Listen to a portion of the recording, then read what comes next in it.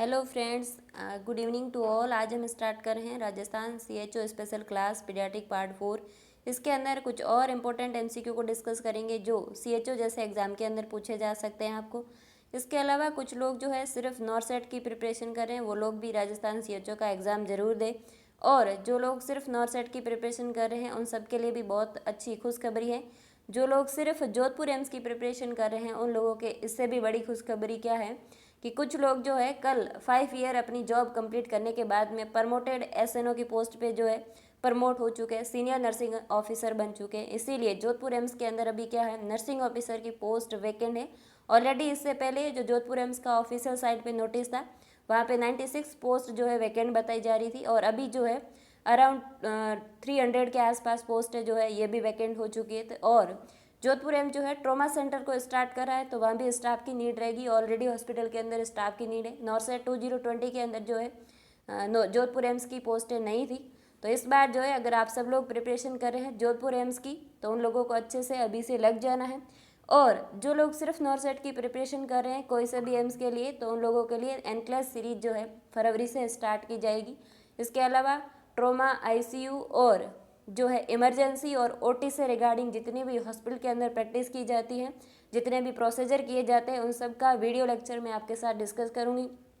Image based MCQ जो नॉर्सेट के exam में ज़्यादा आते हैं वो भी आपके साथ डिस्कस करूँगी। एनक्लास सीरीज़ को भी अपन पढ़ेंगे। इसके अलावा थ्योरेटिकल पोर्शन के भी कुछ पोर्शन को मैं जो है आपके साथ डिस्कस करूँगी। ओबीजी, paediatric, medical surgical, psychiatric, fundamental, community health, ये सारी चीज़ें आपको पढ़नी है। पहले मेजर 6 सब्जेक्ट को कवर करें, उसके बाद में जो रिमेनिंग सब्जेक्ट है उनको भी कवर करें। ज़रूरी नहीं है कि सिर्फ 6 सब्जेक्ट से ही एमसीक्यू आते हैं, बाकी से भी आते हैं, लेकिन कम आते हैं। जो ज़्यादा 70% पेपर को कवर कौन करते हैं, 6 बड़े सब्जेक्ट जो है ये कवर करते हैं, तो आपको इन चीज़ों को पहले कवर करना है। उसके बाद हर चीज़ के पीछे अगर आप क्यों और कैसे पढ़ते हैं तो आई थिंक आप हर किसी एमसीक्यू का जवाब दे पाएंगे आराम से। तो आपको इस तरीके से प्रिपरेशन नॉर्सेट की कंटिन्यू करनी है।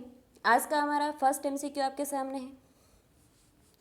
नियोनेट के जीआईटी से संबंधित कॉमन कंजेनाइटल मालफॉर्मेशन है। नियोनेट के जो है गैस्ट्रो इंटेस्टाइनल सिस्टम से रिगार्डिंग कौन सी कॉमन मालफॉर्मेशन डिजीज है जो कंजेनाइटल है। कंजेनाइटल वर्ड का क्या मतलब होता है, जो क्या है जन्मजात है, बाय बर्थ प्रेजेंट होता है, उसको अपन कंजेनाइटल डिजीज बोलते हैं।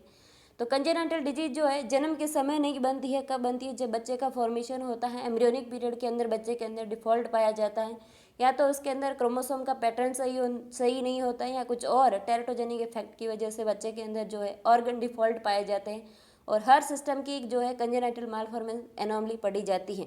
ऑप्शन ए के अंदर है cleft lip and cleft palate, option B के अंदर लिखा है पाइलोरिक स्टेनोसिस, और ऑप्शन सी के अंदर लिखा है इसोफेजियल अट्रेसिया, और ऑप्शन डी है ऑल।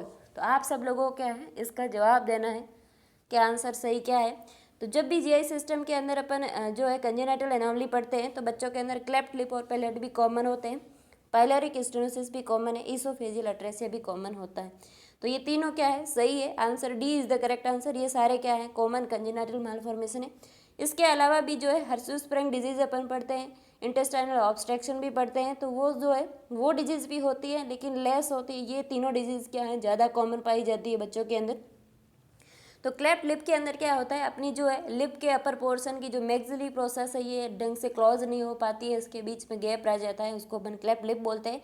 ये यूनिलेटरल और बाइलेटरल दोनों टाइप का होता है। इसके अंदर जो है बच्चों के अंदर सर्जरी परफॉर्म करके करेक्शन किया जा सकता है।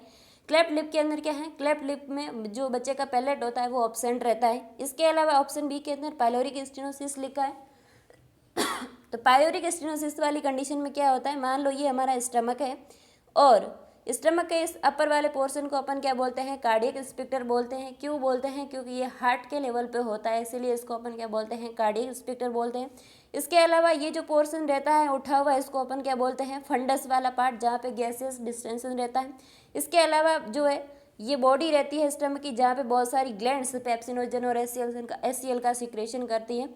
और इसके अलावा जो ये पाइलोरस वाला पार्ट है आगे जाकर के किससे जुड़ता है, इंटेस्टाइन से जुड़ता है। तो इस पोर्शन का क्या है, नैरोविंग हो जाता है पाइलोरिक स्टेनोसिस के अंदर। पाइलोरिक स्टेनोसिस जब भी अपन पढ़ते हैं तो इसको अपन पूरा नाम क्या बोलते हैं, हाइपरट्रॉपिक पाइलोरिक स्टेनोसिस बोलते हैं। तो हाइपरट्रॉपिक का मतलब होता है नंबर ऑफ सेल का इंक्रीज होना, और एट्रोपिक का मतलब होता है जो है हाइपोट्रॉपिक और एक हाइपर और हाइपो होते हैं। तो हाइपर के अंदर नंबर ऑफ सेल इंक्रीज हो जाते हैं, इसीलिए इसके अंदर क्या है नैरोविंग हो जाता है, और हाइपो के अंदर क्या है नंबर ऑफ सेल कम हो जाती हैं, जिसको अपन एट्रोपी भी बोलते हैं।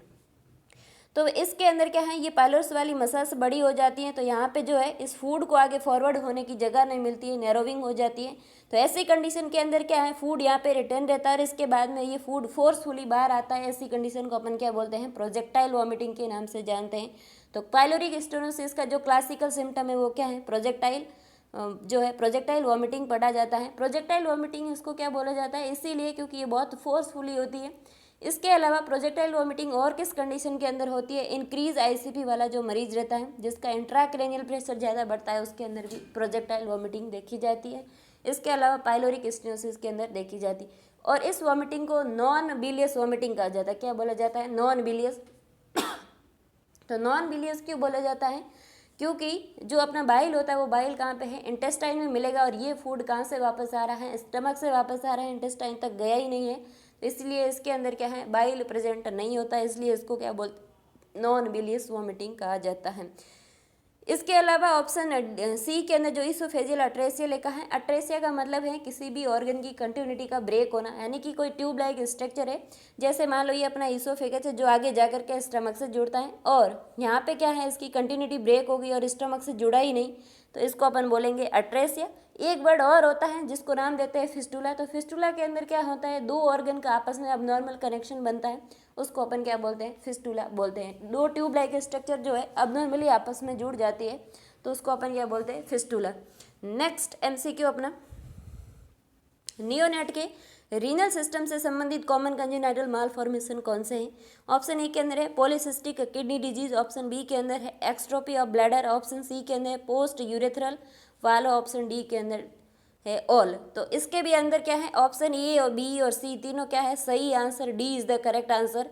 पॉलीसिस्टिक जो किडनी डिजीज है इसके अंदर क्या है किडनी के अंदर क्या है किडनी के जो पिरामिड्स होते हैं उसके अंदर क्या है सिस्ट बन के किडनी पूरी भर जाती है, और इसके अंदर इनिशियली जो ट्रीटमेंट किया जाता है वो क्या है जिंक दिया जाता है। इसके जिंक दिया जाता है क्योंकि जो अपना कॉपर है उसका अबनॉर्मल जो है अबनॉर्मल एब्जॉर्प्शन स्टार्ट हो जाता है, इसीलिए जो है जिंक क्या करता है उसके एब्जॉर्प्शन को रोक देता है। तो इनिशियली इसके अंदर जिंक दिया जाता है और इसका फाइनल कंफर्मेटिव ट्रीटमेंट क्या है रीनल ट्रांसप्लांटेशन करना, नई किडनी लगाना।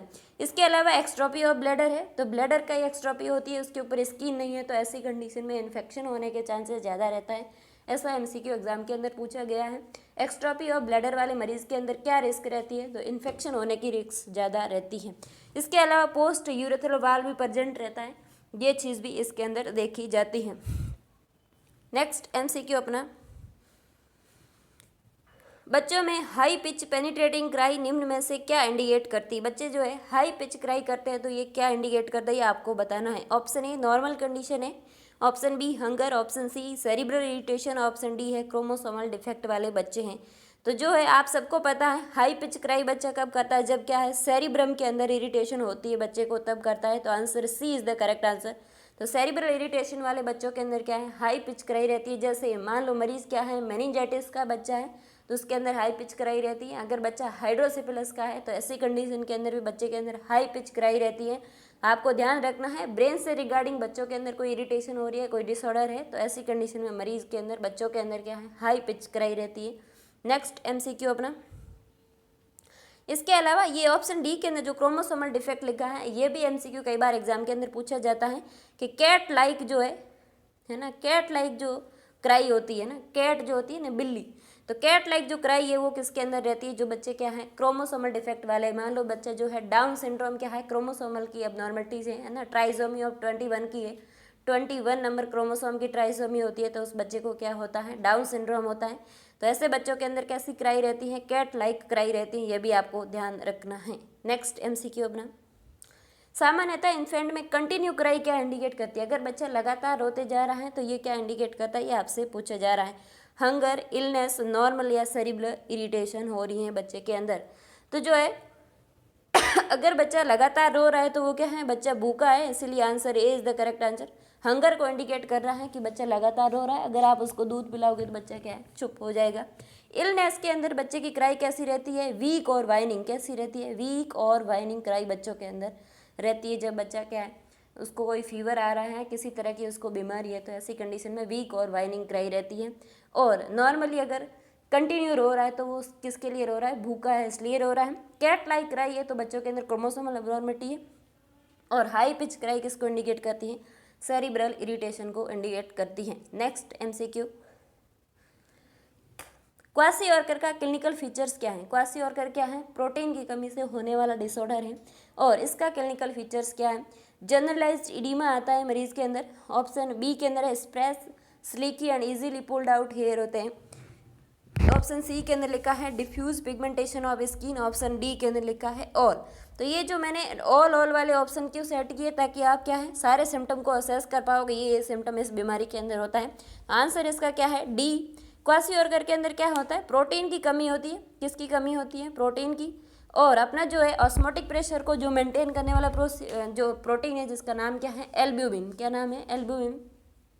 तो जब भी बॉडी के अंदर एल्ब्यूमिन कम होगा तो फ्लूइड का क्या है, एक्स्ट्रा वेसेशन होगा और मरीज के अंदर क्या प्रेजेंट रहेगा, इडीमा।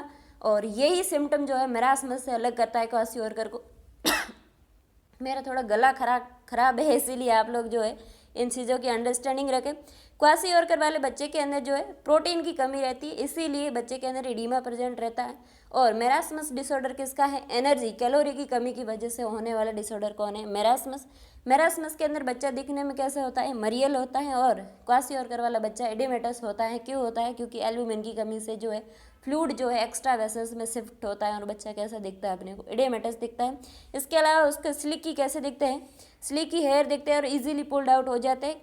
जब मरीज के अंदर प्रोटीन नहीं है तो हेयर इजीली पुल्ड आउट हो जाते हैं। और मरीज के अंदर क्या है, डिफ्यूज पिगमेंटेशन रहता है स्किन के ऊपर। Answer D is the correct answer.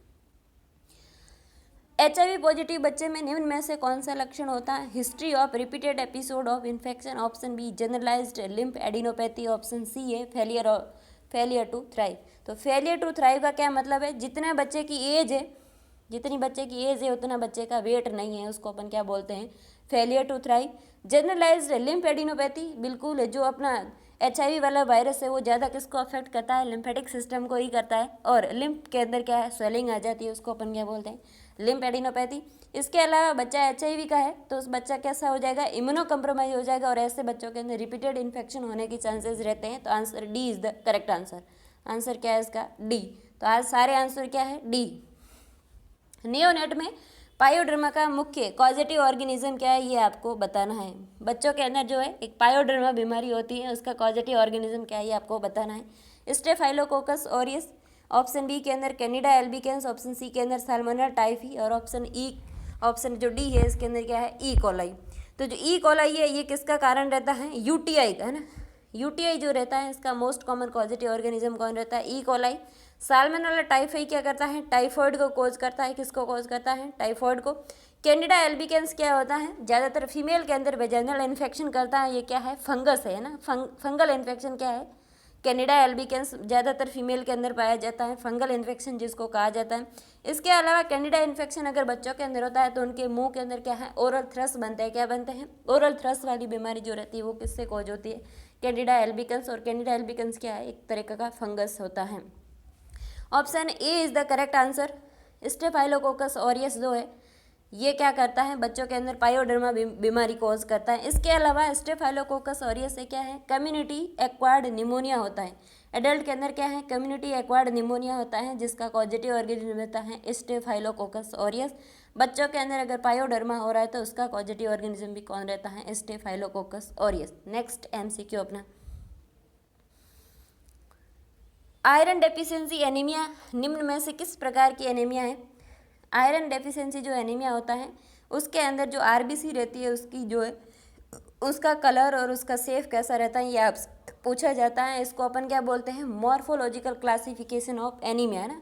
जब एनीमिया का जो क्लासिफिकेशन अपन पढ़ते हैं तो उसके अंदर जो है RBC की मॉर्फोलॉजी अपन देखते हैं। तो वो मॉर्फोलॉजी अपने को कैसी देखती है, एक नॉर्मल RBC कैसी होती है, नॉर्मोसाइटिक होती है और कैसी होती है नॉर्मोक्रोमिक होती है। कैसी होती है, नॉर्मोसाइटिक होती है और नॉर्मोक्रोमिक होती है। एक हेल्थी एडल्ट के अंदर नॉर्मल RBC कैसी होती है, जिसका कलर नॉर्मल है, जिसकी साइज नॉर्मल है, उसको अपन क्या बोलते हैं, नॉर्मोक्रोमिक और नॉर्मोसाइटिक। ऑप्शन बी के अंदर लिखा है माइक्रोसाइटिक और हाइपोक्रोमिक। ऑप्शन सी के अंदर लिखा है मैक्रोसाइटिक और एनीमिया। मैक्रोसाइटिक और नॉर्मोब्लास्टिक आप यहाँ ऐड कर सकते हो, नॉर्मोब्लास्टिक। तो ये मैक्रोसाइटिक और नॉर्मोब्लास्टिक किसके अंदर देखा जाता है? मेगलोब्लास्टिक एनीमिया के अंदर। किसके अंदर? मेगलोब्लास्टिक एनीमिया के अंदर। नॉर्मोक्रोमिक नॉर्मोसाइटिक किसके अंदर रहती है? नॉर्मल एडल्ट के अंदर, जो हेल्थी आरबीसी होती है। और आयरन डेफिशिएंसी की वजह से होने वाली आरबीसी कैसे हो जाती है? माइक्रोसाइटिक और हाइपोक्रोमिक हो जाती है। आरबीसी का कलर कैसा हो जाता है? डल, इसीलिए उसको अपन बोलते हैं हाइपोक्रोमिक। और आरबीसी की साइज कैसी हो जाती है? छोटी, तो उसको अपन क्या बोलते हैं? माइक्रोसाइटिक बोलते हैं। तो answer B is the correct answer. Iron deficiency anaemia जो है, इसके अंदर आरबीसी का कैसा कलर और साइज हो जाता है? साइज छोटी हो जाती है, उसको बोलते हैं माइक्रोसाइटिक। और कलर डल हो जाता है, इसलिए इसको अपन बोलते हैं hypochromic. Answer B is the correct answer. आज के लिए इतना ही, नेक्स्ट अपन पढ़ेंगे नेक्स्ट लेक्चर में। तब तक के लिए धन्यवाद। अगर आपको ये वीडियो समझ में आ रहा है तो आपको क्या करना है, इस वीडियो लेक्चर को आगे बहुत लोगों के साथ शेयर करना, ताकि दूसरे लोग भी अपने साथ जुड़ सके और अपनी स्टडी को कंटिन्यू कर सकें। और जो है बोलने में थोड़ी सी मुझे दिक्कत हो रही है, क्योंकि मुझे क्या है, गला ख़राब हो रखा है, इसीलिए मैं आज पूरे दिन वीडियो नहीं बना पाई, अभी बना रही हूँ।